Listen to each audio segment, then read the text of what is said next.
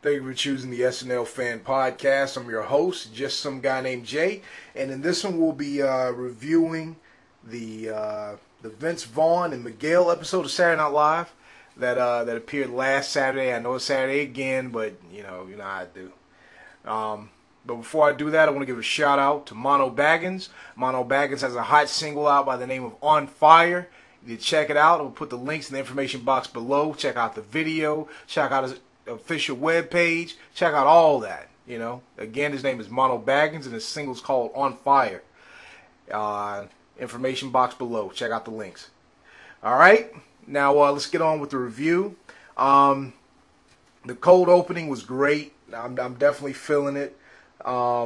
It was very funny, especially the jokes about how the easy way that people can get the guns and stuff. What they were talking about, the Florida joke, that was funny. Just all of this, this cold opening is back to how the cold openings were earlier this season, where they were kind of on a hot streak with all the cold openings. Because I remember last episode, the Melissa McCarthy episode, the cold opening wasn't as strong, but this one was funny. Definitely feeling it. Now, what I like to say about this episode overall, a lot of the skits in this episode seem to be a little strange. It was kind of funny, but it was kind of funny in a strange way. Funny, like funny strange, but not funny haha. And in some parts, it was kind of entertaining to watch, but it wasn't funny, Well, like I said, that's one of the beauties I like about Saturday Night Live. Even when it's not funny, it's still entertaining, Now, when it's not funny and it's not entertaining, when it's just straight boring, then that's when we have a problem. But yeah, I'll take a strange skit that I don't laugh at, but it's just fun to watch, or just something that's interesting to look at. I'll take that over just straight up just seem like a skit. Is like I'm looking at paint dry. But let me go on with the review. Like I said, the monologue was funny. Some parts were funnier than others. I mean, it seemed like he went on a little too long, like he could have condensed it. Maybe he was improvising. I don't know. It seemed like he was just kind of doing stuff off the top. I think that woman, I think somebody said that was his sister in the audience, the one that was playing Paige. But yeah. That monologue went a little too long. The little bit with the cell phone thing, that was funny. It was funny, but it just seemed like they could have just shortened it or something. The Al Pacino digital short where Bill Hader was playing Al Pacino and all this stuff, that was funny. That was a great one right there. I definitely like that. The weather soap opera skit. The one, like I said, is kind of weird, but not necessarily funny, but it's just entertaining. Kate McKinnon, my God, she has some crazy looking eyes. Like her eyes are just big and crazy. Like like every time you stare at her. But Kate McKinnon was funny in it. It was okay. Just Kate McKinnon's bit was I thought was funny. Everything else was kind of just entertaining. The Ian Rubbish and the Bizarros thing, like I said, is another kind of weird one. It started out kind of good, then it kind of got weird, then it got good again. It was kind of, it seemed to me that the skit was more to kind of say something about Margaret Thatcher and her dying. I think that was what it seemed like it was more about than trying to be funny. And also, to my surprise, Fred Armisen was actually good in it. It's been a while since Fred Armisen been good. You know what I'm saying? Like Fred Armisen gets on my nerves, and he actually, I definitely liked his performance in this digital short, about the Margaret, the Iron Lady thing, and the interview portion where I had Bobby Moynihan in it, where they were all kind of talking and smoking and talking and doing that interview. I liked that. That was one of my favorite parts of that skit. I definitely liked that. Let's see, what else was going on in this episode? The short-term memory theater. Didn't they do something like this a long time ago? I'm not sure. I could have sworn this skit was something they did a while back. Not this particular cast, but something that I think happened during the Phil Hartman era. I don't know. I could be wrong. I'm probably wrong. but it just feels like it's kind of familiar. Fred was good in this one too, to my surprise. Aidy was good in it too. I liked Aidy. Aidy is definitely stepping up, and getting a lot of roles, and that's good because that's one of the things I was kind of worried about when she first joined the cast. I was like, oh, she's just gonna be the fat chick. She's just well, they need a fat girl, they'll call Aidy, but they won't have her play anything else. And it was great to see Aidy playing something other than it's good to see Aidy playing roles that have nothing to do with her weight. It's just she's playing a regular role, and that's what the writers need to do that. Like don't think like oh well, she's a fat chick, she's gonna play that. No, don't think like that. Just she could play a police officer, or she could play the secretary, or she could play the nurse. Let her play different kind of roles. Don't think don't think like that. And that's good that they're not thinking like that. At least now, but the overall part of that skit, it just was it was kind of whack a little bit for the most part.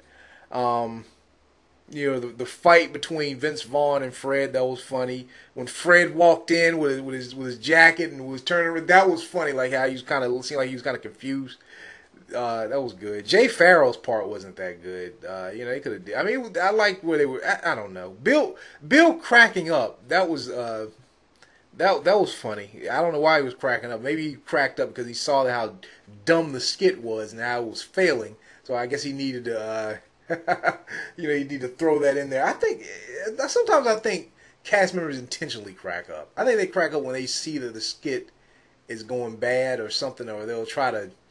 Like they have to do something to kind of make the audience. I don't know. Maybe it was genuine crack up, but I mean, Bill doesn't normally do that.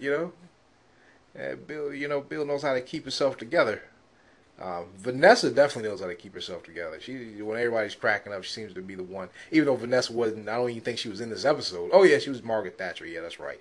Well, she didn't have any live roles in this episode, at least. I don't judge the musical guests, of course, but it seems like Miguel, man, he's putting on a good show, especially his second performance. It was good. I mean, the songs wasn't really that hot to me. I mean, it was okay, they were nice, but I definitely like his performance in that second one.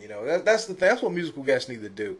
They need to put on a show and not just sit there and sing like how Lana Del Rey did. Just sat there and sing. Video games. You gotta get around and do something. You gotta put on a show. Weekend Update was funny. I mean, for the most part it was funny. Some skits weren't. I mean, some jokes didn't hit, but for the most part it did. The Rick Ross joke was funny. The LL Cool J and Brad Paisley little bit that was funny. And the Marina Chapman bit, Kate McKinnon, that was funny. It was a lot of funny jokes. But some stuff was missing. Overall, you know what? When an episode is kind of weird, I kind of look forward to Weekend Update. Because I at least know that Seth's gonna at least make me laugh. Now another weird skit, that rich man on top of the hill with the school dance. That was kind of.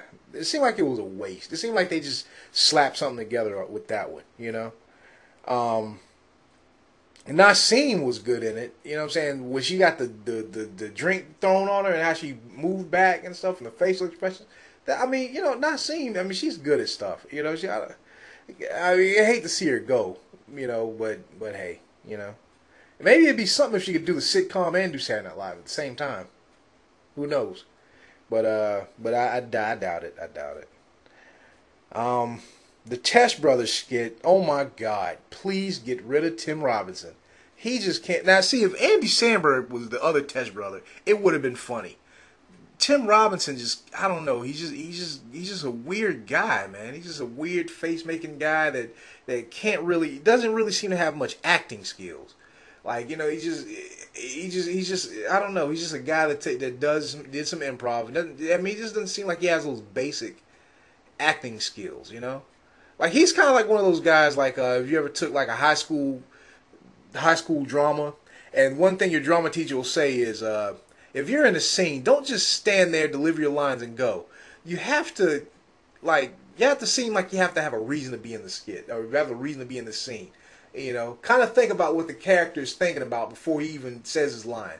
You know, and it seems like Tim Robinson, he just shows up, says a line, and then he's out. Like that's his only role is just to wait till he has a line to say. You know, it's like he doesn't really have much of a. I don't know, man. I don't know. He needs some coaching or something. I know people say, well, you're not on Saturday Night Live. Not like you can do better. He's better than you. Be that as it may, who cares? But I mean, it's like I don't know. I'm as a critic and as me just looking at it, I can't. I'm definitely not feeling it. But the Test Brothers skit, it had some funny jokes in there. You know, it had some funny jokes. It was cool. But I don't know. Andy Samberg probably would have made that. Probably would have made it funnier. You know. The last call skit where Kate McKinnon brings back that character that that's at the bar, and and just hooking up with the last guy there, kind of thing. That that's a good little character she has now. It kind of seems a bit Cheri Oteri-ish or something. I don't know. She kind of sounds like Cheri Oteri when she does it. I bet you Kate McKinnon can do a good impersonation of Cheri Oteri. But I guess it's not really needed though, because what is Cheri Oteri? When are you going to ever have to make fun of Cheri Oteri unless you're making fun of her not being in anything? But yeah, overall, like what I'd like to say about this episode is just kind of strange, it's kind of weird, but it was entertaining for the most part, And I'm surprised that Vince Vaughn hasn't hosted more, because he's had a nice, good little movie career. I'm just shocked that he's hosted the last time he hosted was in '98, and then from what I remember, it seemed he did pretty good in it, But yeah, this episode wasn't weird because of Vince Vaughn. I think it was mostly weird because the writers didn't know what to really do.